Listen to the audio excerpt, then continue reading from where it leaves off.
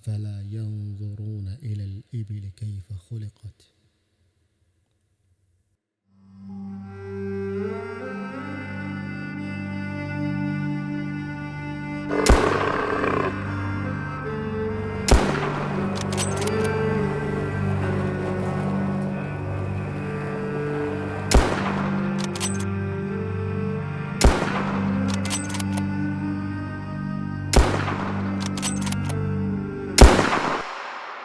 إذ قال فيها كيف خلقت بالكتاب، يصعب على التعبير والشعر الجواب، إلا أنها عبره ومن شاه السحاب، مال وجمال وعظم الله شان.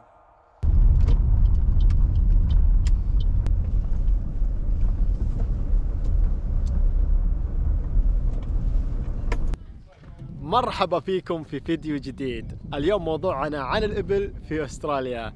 أسئلة تجيني دائما كثيرة، ليش يا سامي الأستراليين يقتلون الإبل في أستراليا؟ اليوم راح أعلمكم السالفة من البداية وحتى الآن، طبعا ليست النهاية. في عصر اسمه عصر الاستكشاف، بدأ تقريبا ب 1300 ميلادي. هنا أوروبا فتحت شهيتها أنها تكتشف العالم، ومن ضمن هؤلاء اللي هم الهولنديين. الهولنديين ترى هم أول من وصلوا أستراليا قبل البريطانيين، جو عام 1600، لكن الهولنديين ما عجبهم وضع أستراليا، شافوا أن هذه قارة كبيرة، ما عجبتهم هذه الأرض فغادروها. جو بعدهم البريطانيين. لما جو البريطانيين إلى هذه القارة وجدوها جدا كبيرة وتوهقوا فيها، مساحة 7 مليون مقارنة بالسعودية 2 مليون، يعني لك تتخيل. وكانت هذه القارة ما فيها أي شيء ما غير السكان الأصليين يسمونهم البورجنال، وحتى البورجنال هذول كانوا جدا بدائيين، يعني ما يعرفون شيء اسمه خيول أساسا. لما كانت البعثات البريطانية تجي تكتشف أستراليا، حاولوا يكتشفون أستراليا من خلال الخيول، لكن التضاريس كانت جدا وعرة وقامت تموت الخيول من العطش، حتى البريطانيين نفسهم قاموا يموتون. فمن ضمن البعثات كانوا موجودين هم الأفغان والهنود معاهم، فاقترحوا الأفغان على البريطانيين أنه الحل الوحيد لاكتشاف أستراليا هي الإبل. صح؟ عام 1860 تم إحضار 24 من الإبل في ولاية فيكتوريا، مدينة ملبورن، وجابوا مع الإبل هذه 3 أشخاص من المسلمين مثل دوست محمد وبيجي، عشان هم الوحيدين اللي يتعاملون مع هذه الإبل.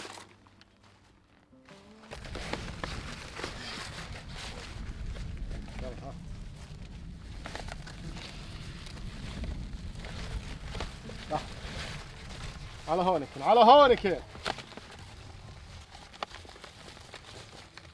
على هون. عام 1866 جلبوا من الإبل تقريبا 150 في ولاية جنوب أستراليا، ميناء أوغستا. ومن بعد ذيك الفترة قاموا يجيبون من الإبل أكثر وأكثر، جابوا من أفغانستان وجابوا من باكستان وجابوا من العراق وجابوا من تركيا وكذلك مصر، لكن أكثر شيء اللي جابوها من بلوشستان. هنا الإبل صارت تتكاثر من حالها، وهم قاموا يجيبون بعد لأن صارت بالآلاف. اكتشفوا أستراليا، شيدوا سكة الحديد، بنوا التلغراف، انقلت لهم البضائع، صارت التجارة عن طريق كل شيء عن الإبل، كل شيء عن طريق الإبل.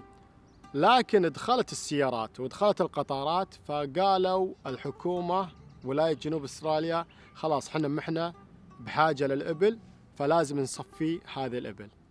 رعاة الإبل رفضوا هذا القرار وسرحوا الإبل، والإبل راحت بوسط الصحراء وهم جفلوها بعد، وصارت تتكاثر هذه الإبل سلمكم الله لين صار عددها يقولون إنه حول من 1,000,000 لل1,2,000,000. إلى الآن ما قدروا عددها، لكن هي أكثر من 1,000,000. ظلت الإبل تسرح وتمرح في وسط أستراليا، لكن اللي صار إنه الناس بدأت تتوسع والتعداد السكاني زاد والهجرة كذلك. الناس راحت انتقلت إلى الوسط، وصار هنا صدام بين الإبل وبين المزارعين. قامت الإبل تشرب المياه، عندهم كميات كبيرة، وخاصة في النص يعني في قل الأمطار، وتهدم المحاصيل وتخرب مزارعهم.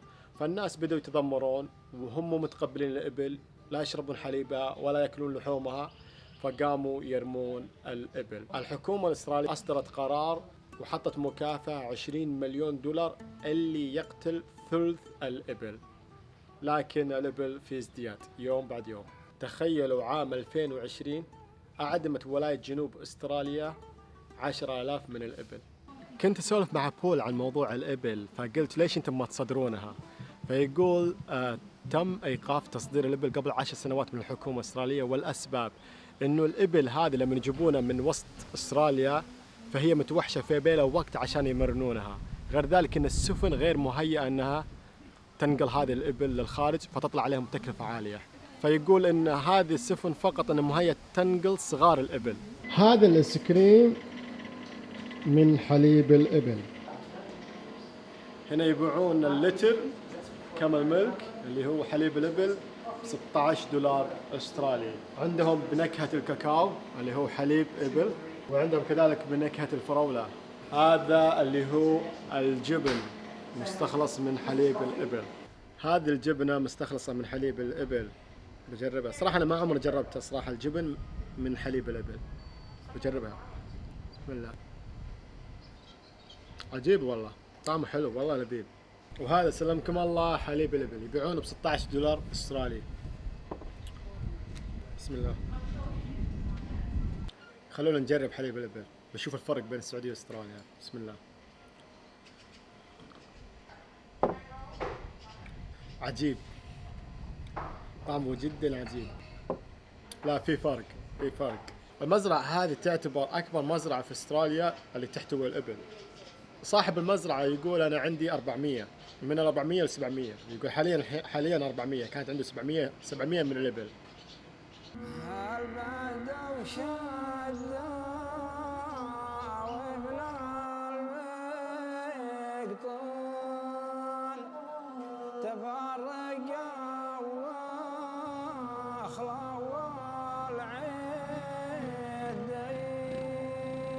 هذا هو بول صاحب المزرعة. That's a good one. Yeah, have a good one. أنا علمت بول على المفروض وعلى الحاشي وعلى الحوار وعلى البكرة. So where is the مفروض? Yeah, Mafrood is our weaner camel. هذا سلمكم الله الفحل، عمره 6 سنوات. طبعا مولود بالمزرعة هذه. أنتج السنة هذه بيون يشوفون إنتاجه عاد.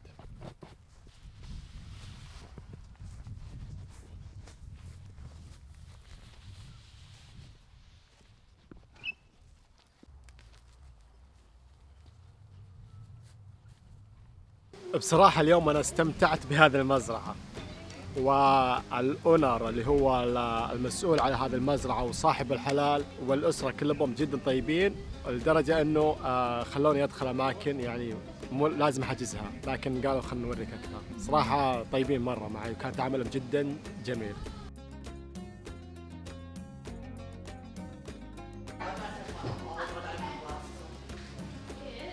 هذه المنتجات مستخلصة من حليب الإبل، مثل كريم الوجه، مرطب الشفايف، كذلك للجسم، شامبو، أشياء كثيرة. أكياس شوفوا مثل هذه المنتجات. في هذه المزرعة عندهم برامج مختلفة مثل ركوب الإبل، يعني تقدر تشوف شروق الشمس أو غروب الشمس، تقدر تاخذ خبرة عن الإبل، مثل يدخلونك المصنع داخل كيف يستخلصون الحليب. أنا حجزت برنامج اللي هو التعامل مع الإبل Experience with the Camel، فهنا يجون الزوار فيعلمونهم كيف تتعامل مع الإبل، كيف تعقلها، توكلها، وكيف تكون قريب منها وإن ما تأذيك. هذا اسمه جاسبا ولقوه في وسط أستراليا لما جابوه، فما يدرون كم عمر جاسبا. توقعت كم عمر جاسبا؟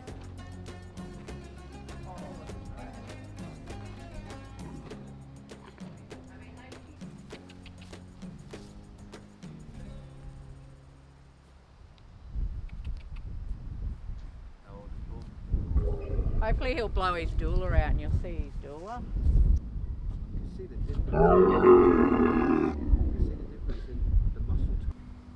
هذا الفحل لقوه بالصحراء بعد وما يدرون كم عمره. على كلام صاحب المزرعة أن هذه المزرعة هي أكبر مزرعة للإبل في أستراليا في ولاية كوينزلاند، تبعد عن بريسبن تقريبا 50 دقيقة بالسيارة، من جولد كوست إلى هنا تقريبا 1.25 ساعة، لكن تستحق الزيارة الصراحة. الأنشطة يجب عليك أنك تدخل أونلاين وتحجز الأنشطة مثل ركوب الإبل ولا انه خبره الابل وكذا من السوالف هذه، لكن كزياره عامه وانك تدخل المقهى وتشوفها وتصور معاها مجانا. شفت سر الوجود بسر حبة تمر، واكتشفت أكبر الأشياء من صغرها.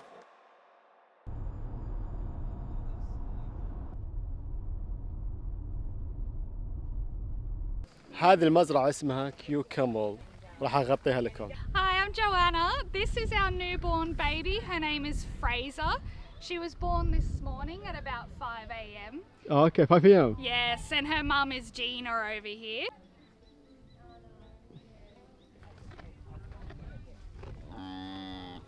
هذه البكرتين أعمارهم أسبوعين، قبل أسبوعين انولدوا.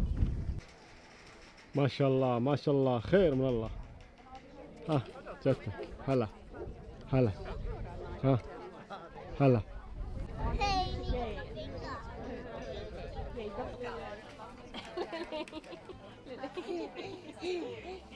هذا المنتج من عندهم زبادي حليب الإبل، شوفوا. هذا سلمكم الله هو زبادي وحليب الإبل بنكهة المانجو والعسل. طعمه حلو والله. وهذا حليب الإبل، شوفوا عندهم المنتج. هذا المنتجات عندهم كذلك، عندهم منتجات الكريم، مرطبات، شامبو. هذا هو الفحل. What his name, Joanna? This is our bull. His name is Bam Bam. Ben Ben. And he's the father to our babies. Oh, okay. So how old he? He is about 8 years old. 8 years old. Okay. هذا اسمه بين بين سلمكم الله، وعمره 8 سنوات. 8 years, right? Yeah. Okay. طبعا هو مولود هنا في المزرعة. He born here in the farm. Yes, he was. Okay. Come here.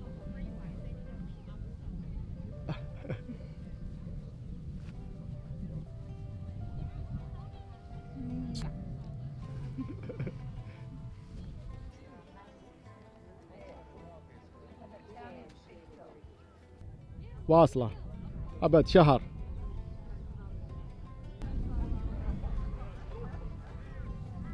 So Joanna, how many camels you have here in this? We have just under 100 camels. Okay. Joanna, so the camel come here. Yep. هم يحطون الكامل هنا. After that you bring the machine, Yeah. this machine, Yep. and you start. Yeah, so the camels will walk in here, they'll get their breakfast. Okay. We always give them food first. Okay. And then we have our milking machine going, and this way we can just access their udders through here and Okay. milk them like this. Okay. We've specially made this, designed it ourselves. هم مصممين هذا الديزاين. شوفوا للإبل من هنا تدخل الإبل الصبح ويعطونا علفها، وبعدها يستخدمون هذه الماكينة لحلب الإبل. عندهم قسمين. You have 2 sections. Yep. The first section for. This section's for the mum camel. Okay. So we can access the mum through this side. Okay. And then we have another section over here where the baby stands, and Oh. then the baby can stick their head through the other side. Okay. And we can milk them, and the baby can drink at the Cool, same time. cool, Joanna. Thank you. Thank you, Joanna, for today. I will see you next time. Absolutely. Have a good day. Bye bye. See ya.